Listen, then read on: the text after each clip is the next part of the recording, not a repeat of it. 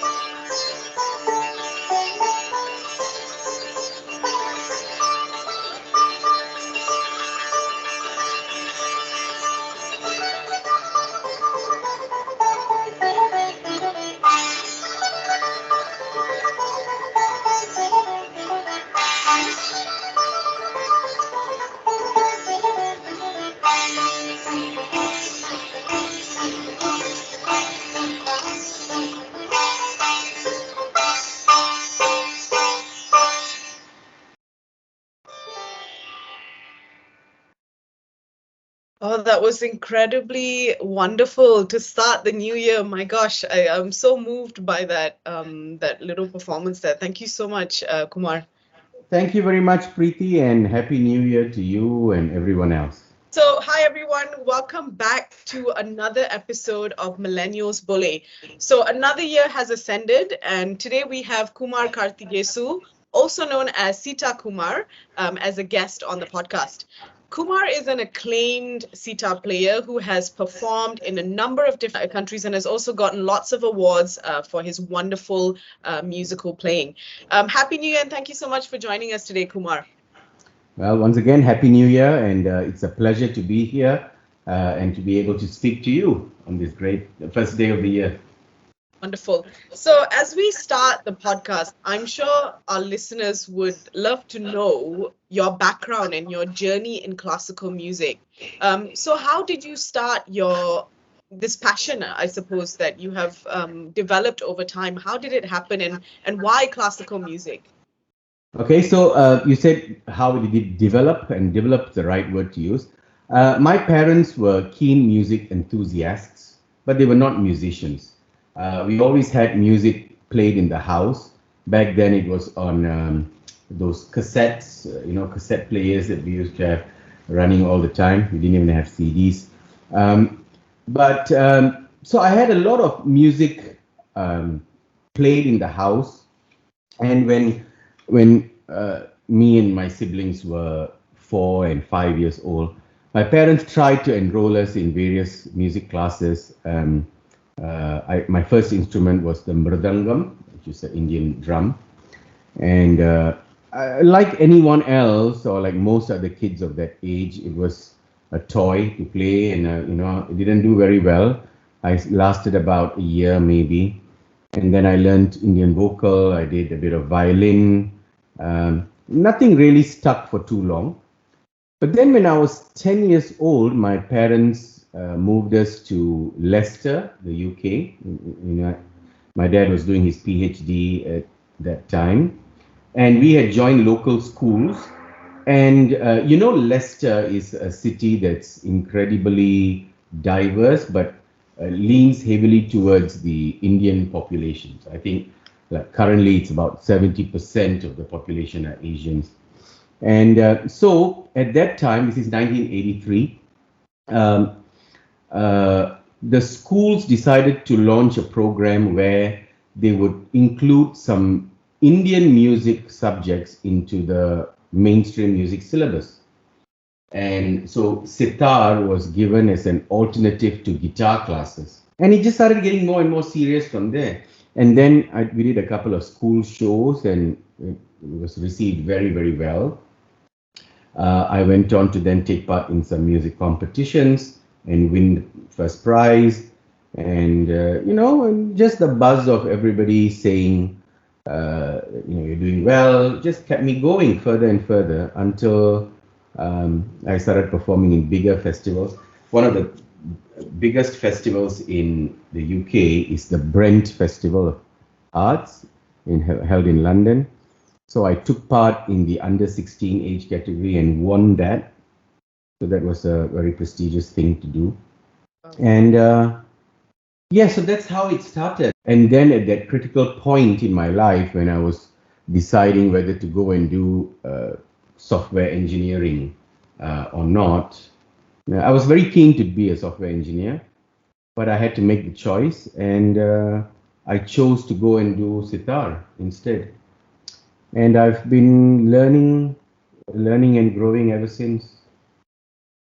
That's a really wonderful story actually, and how that it sort of started in the UK, Mm-hmm. as opposed to Malaysia, which is what I would have thought. And it's also really what I admire a lot about your journey is that you have actually chosen something that, when we talk about in the Asian content, in the Asian context as well, there's lots of there's definitely more of a leaning towards, those three key jobs we talk about: doctors, lawyers, and engineers, and how, you've definitely, moved away from that, and you have made such a, you've had such a lustrous career doing something that you feel passionate about. And I can imagine that, people listening and young, millennials as well listening will hopefully think that this is something that you should pursue. And if you have a passion for it, then, more than ever, you should go for it. So, with your journey in classical music, how do you think it has evolved over time? So from the time you started your career in as a sitar player, how do you think it has changed now that you're moving into sort of the more experienced years of your life as a sitar player? Okay, so there are several points to this question, I think. You earlier mentioned that you would have imagined my career would have started here in Malaysia, or my education would have started. Actually, there was no sitar players at that time in the 80s. There was no one playing sitar on a full-time basis. So from that perspective, music has certainly evolved today. Today in Malaysia, we have several classical musicians who have made a career out of their music, and we have many others who take music as a very close second career or hobby, serious hobby, if you like. There is some money to be made in the arts between teaching and performing. It's not as taboo as it once was, I think.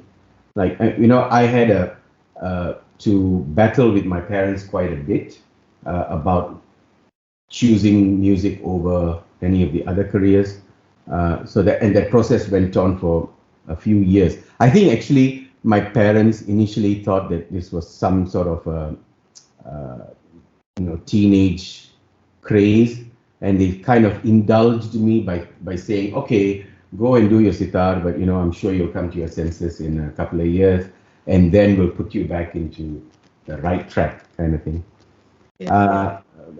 So I mean, I was lucky that they went along with it, and they kept going along with it as it evolved. But today, I think there are more parents that do accept that music can be a career. I've met many kids who are now doing a bachelor's in music itself, or taking music seriously. So that's good. That's an evolution. And the choices of presentation as well has evolved over time. I think many musicians now thematize their performance, or they weave it in with other forms of music and presentation.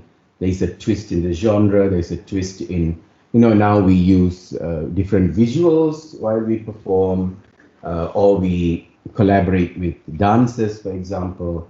So the traditional form of a 2.5 hour sit down concert, classical concert, maybe has still not that many takers for that, but there are many concerts that people go and watch and have high praise for, which has different forms of presentation. So I think there's evolution for sure. Yeah, and you've mentioned some really interesting points there. When you have a classical performance, and you being a sitar player within that performance, so it could be a whole performance based around the instrument. What would you say is the focus of your performance? Is it for an entertainment value, or would you say that it is more an homage to the art, or a tribute to the art?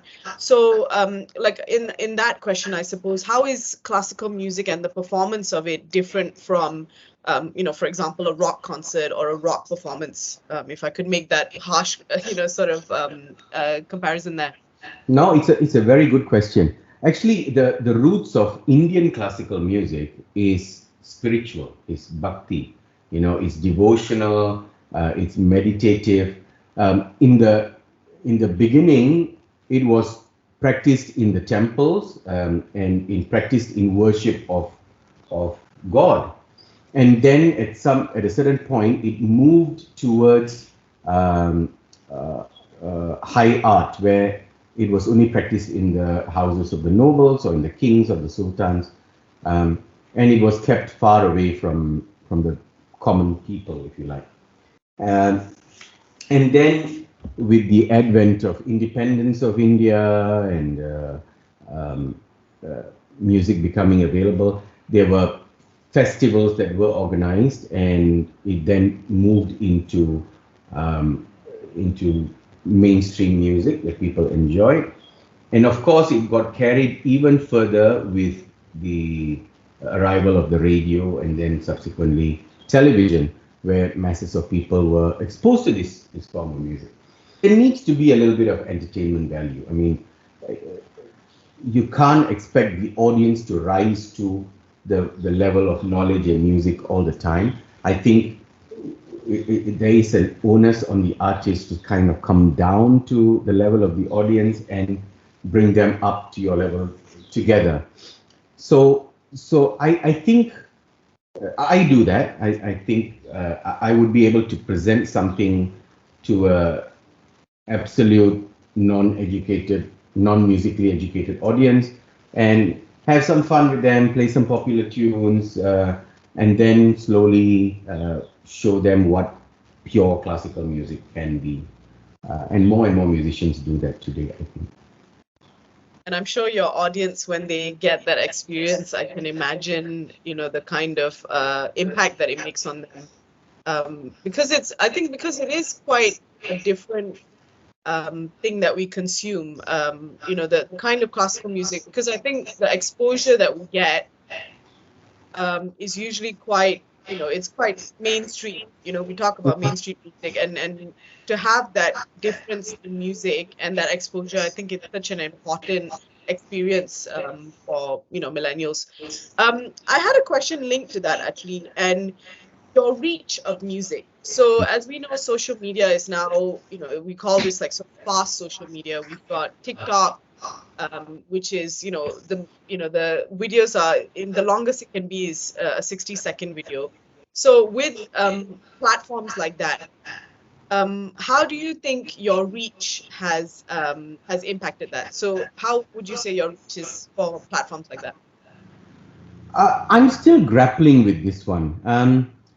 Yes, we can take a little bite out of our repertoire, one of the more exciting parts, and create a 1 minute video or a 30 seconds video and post it on. And yes, it does get all these wows and likes and comments.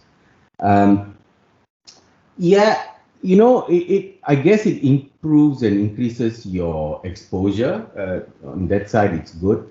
Um, but with that sort of clip alone, it's again really hard to show an audience what sitar playing is all about, and it kind of raises the expectation that you always have to present your entire show in that sort of a format, the most exciting format.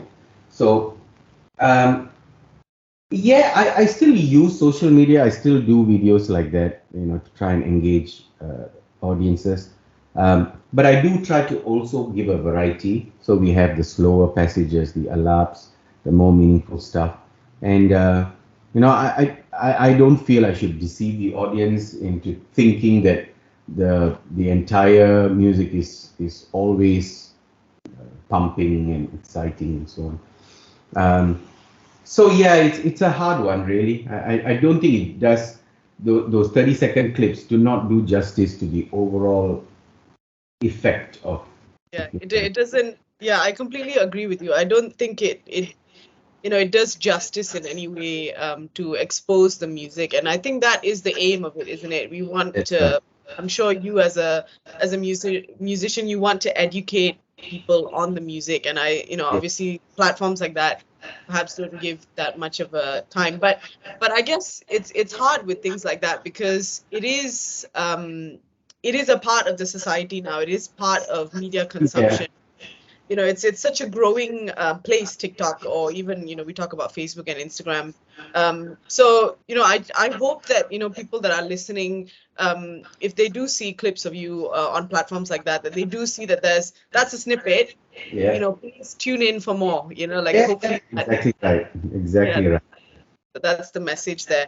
Um, So, from your experience as a sitarist, would you say that the newer generation of society, so Gen Z, millennials, we talk about, do you think they sufficiently appreciate classical music? Well, yeah, okay. I'm also a sitar teacher. I teach at the Temple of Fine Arts in KL and in Penang and in Johor, and I do have a few independent students as well.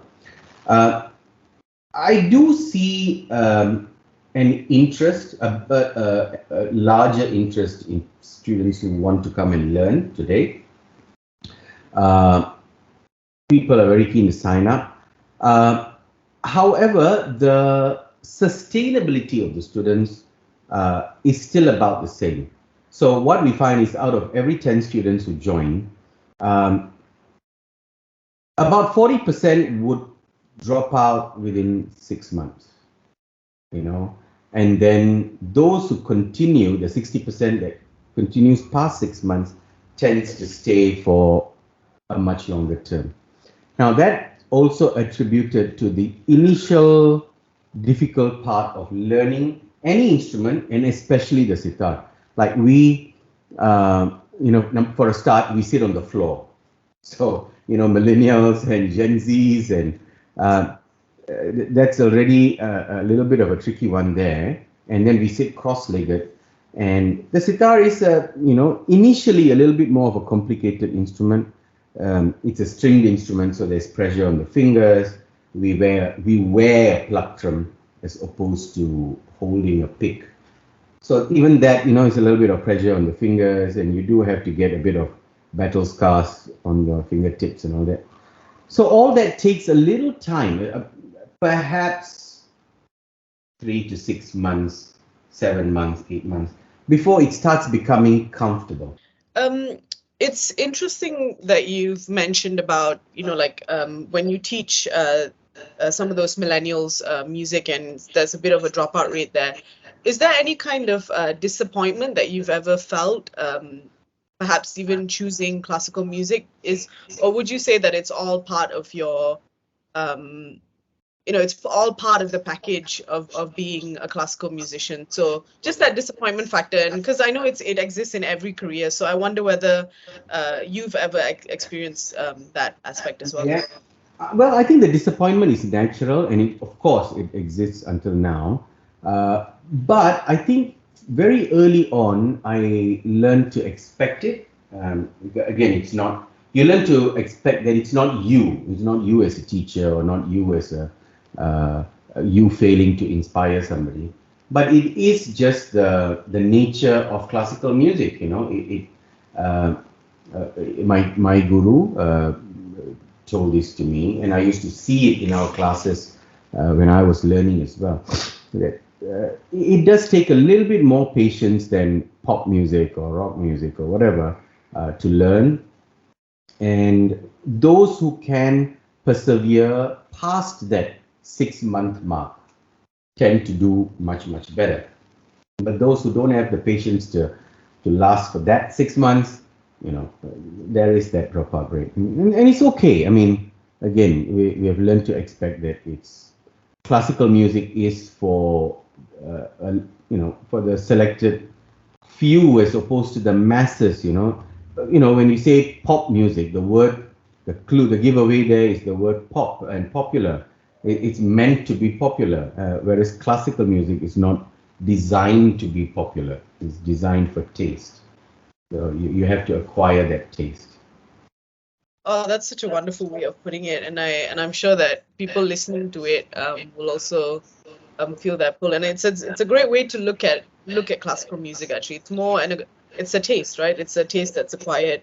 Yes, So on a lighter note, could you tell us a bit about one of your most favorite performances in your career? As I can imagine, you've done lots, and looking at your background as well, I can see that you've done lots of different performances in lots of different countries. So what is your most favorite performance?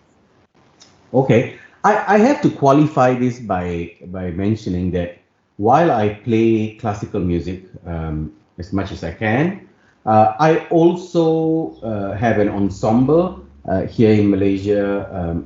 I'm part of Akasha, Akasha Malaysia is world music band that has a guitar player, a jazz pianist, myself, and a tabla player, a bass player, world percussions, and so on.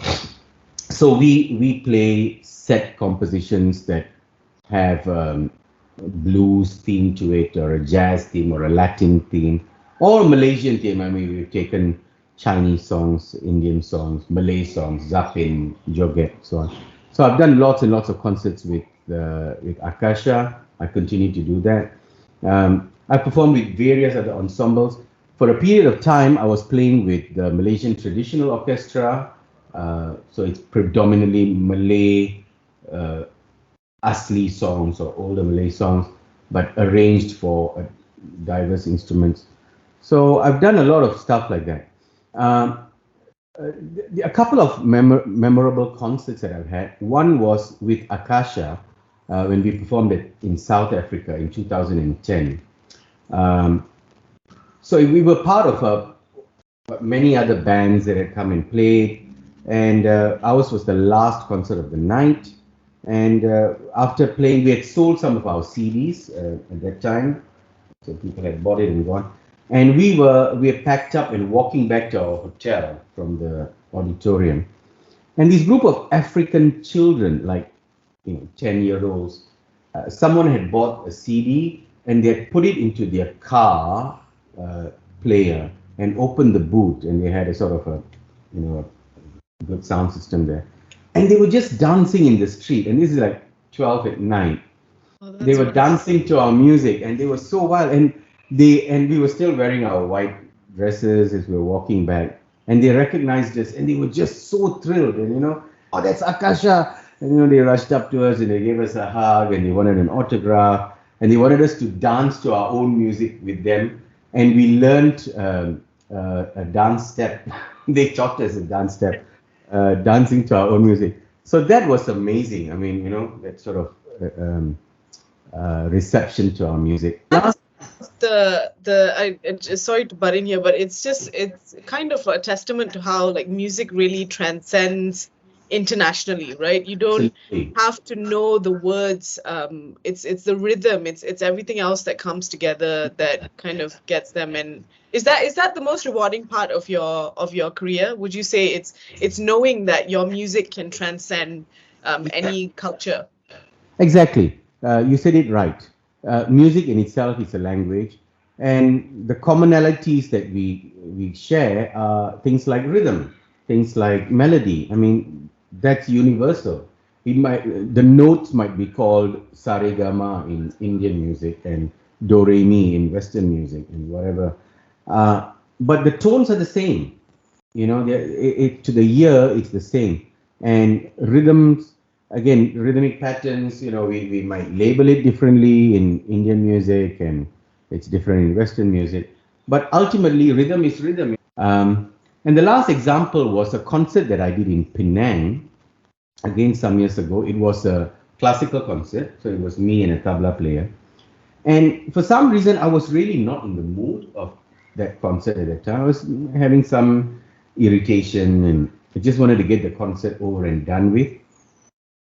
And I sat and played it kind of, half-heartedly, if you like. But at the end of the concert, I mean, you have the audience who claps and, they applaud, and then they leave. But there was one Chinese lady who was in the audience who came up as I was packing away my instrument, who came up on stage, um, and she said, I lost my son recently in an accident, and I was really not going to be here. I wasn't in the mood of coming to this concert, but a friend of mine insisted that coming for a music concert might do me some good, so I came. And as I was listening to your music, it felt like my son was talking to me and telling me that he's okay and things are going to be okay. And she was holding my hand as she said that, and that absolutely shattered my perception. I was thinking about that night a lot. Oh, that's wonderful. And my next question for you is, um, I would say that you're a very experienced sitar player, and you're obviously now, to the point where you're teaching others as well, and you're, making sure that that goes on and it progresses. So, what are your hopes and dreams then as a sitar player in the years to come in your career? Okay, that's an easy question for me. One of my life's missions is to see if we can implement some form of music education. At least we'll start with music education and then progress to classical music in schools in Malaysia. All right. I came from the UK, like I mentioned. Music was being taught in schools. Um, if I remember correctly, there were 4 hours in a week of music classes in schools, and this was right through till the end of secondary and even into tertiary. And here in Malaysia, I find that music is treated in such a superficial way. I mean, in primary school, you might have a little bit. In international schools, you might get some greater exposure, but otherwise, it's not very significant in terms of child's education. And I think that it should be. I think that music has a lot to offer, especially in this day and age uh, where words and language and other forms of communication are obviously failing. Yeah. Yep. And in terms of your career, as a sitar player? Well, okay. So I obviously want to do more concerts with Akasha as an ensemble. I compose my own music as well. I'd like to see that spread a little bit. Um, One of the projects that I'm trying to work on again in maybe the next 5 to 10 years is to write a concerto for sitar music and produce that with the Orchestra of the West, maybe in Australia or here. I don't know, but so I'm trying to get that written slowly and arranged. One of the themes that I've currently embraced is poetry through music. So I'm performing on the 13th of January in Ipoh and the 14th of Jan in Johor Bahru, in Jotik, under a title called Under the Moonlight. And so this is a 90-minute concert with about 7 or 8 different pieces, ragas inside it.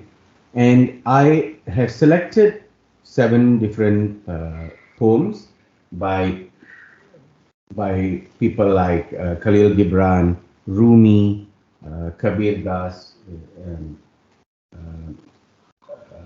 who else? You've got Rabindranath Tagore, and so on.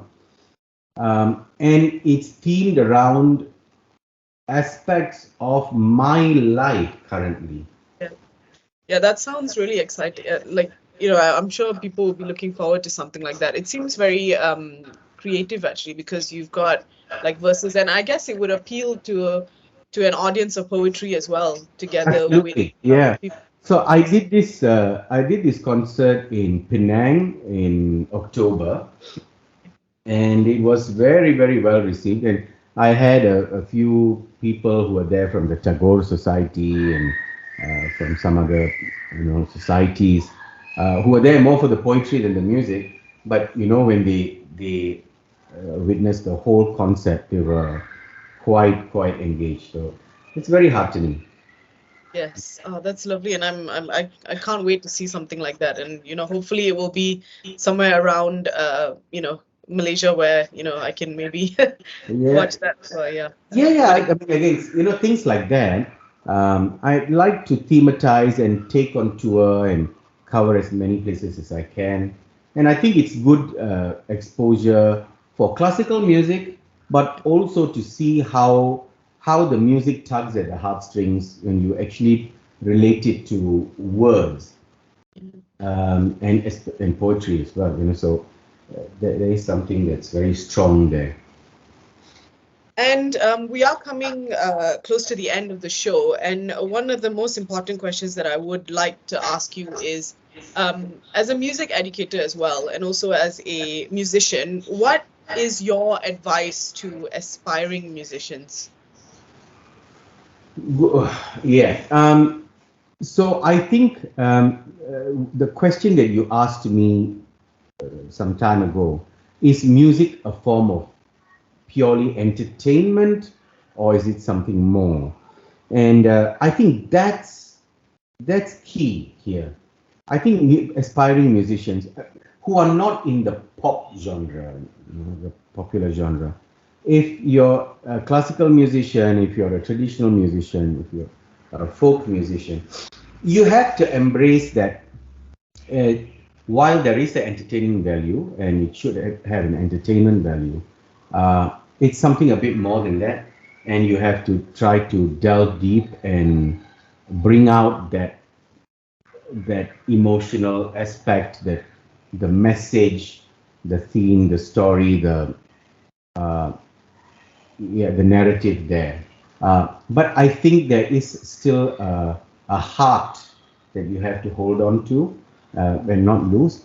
So that's my advice, that look deeply within the true intent of the musical form. Look deeply and touch that and bring that out in your music. And when you do that, it audiences might not respond in the short term, but in the long term, I think your genuineness comes out, and audiences and society starts to recognize that, and then you get rewarded for it. It takes a bit more patience and time, but it works. It's much more sustainable that way. I think Uh, that's wonderful advice, actually. Yeah. yeah. Um, and to, come to the end of the show, this is a question that I ask all my guests. And the question is, what is a myth about millennials that you disagree with?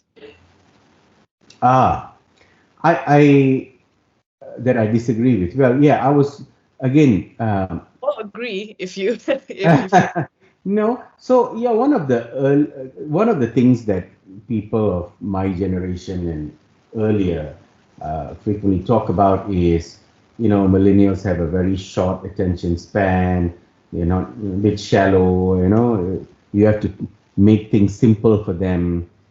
Uh, and I've done several workshops for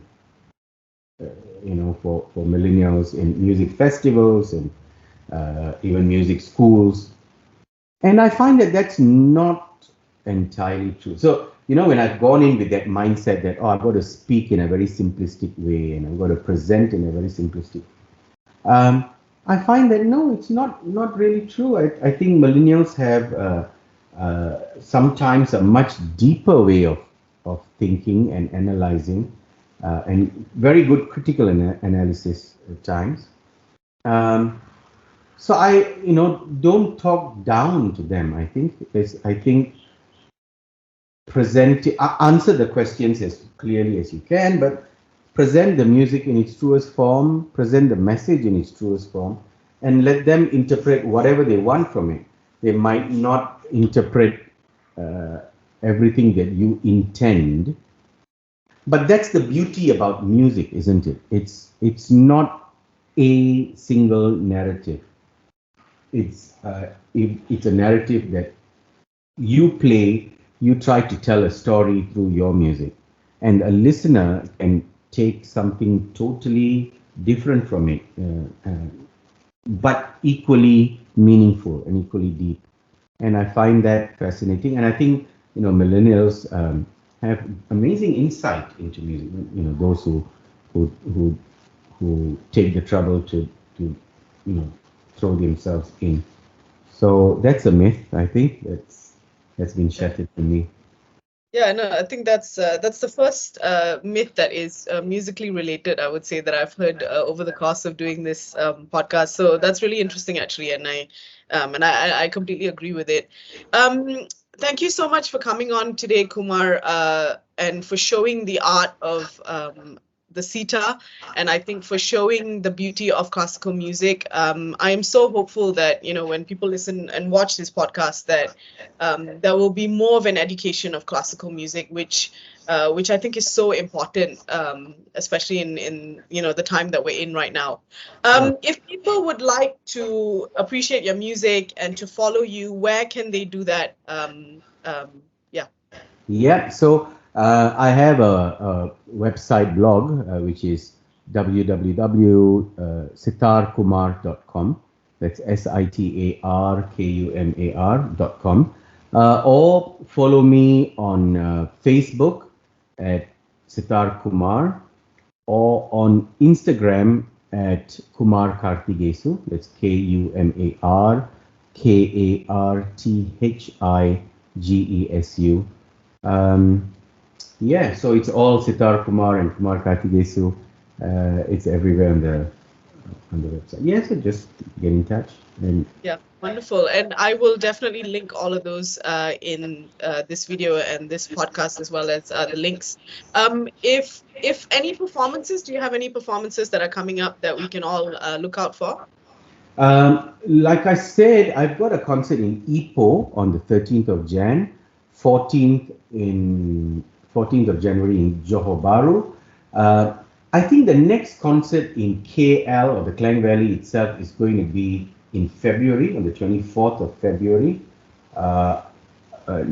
There's nothing that I know of before that. Yeah. Those are very exciting performances that I think will be coming, and I'm sure there will be more updates on this that Kumar will share on his media platform. So I personally would love to come and see you one day, and if the time is right, I will definitely be there in one of your performances. Absolutely, we'd love to have you. Yep. Thank you so much, Kumar. Thanks for taking the time, and it's been such a wonderful episode today, and it's been one of the most interesting ones that I've had. So thank you so much. Oh, it's been an absolute pleasure. Thank you for having me. And once again, a happy new year to all our listeners, and wishing everybody a music-filled 2024.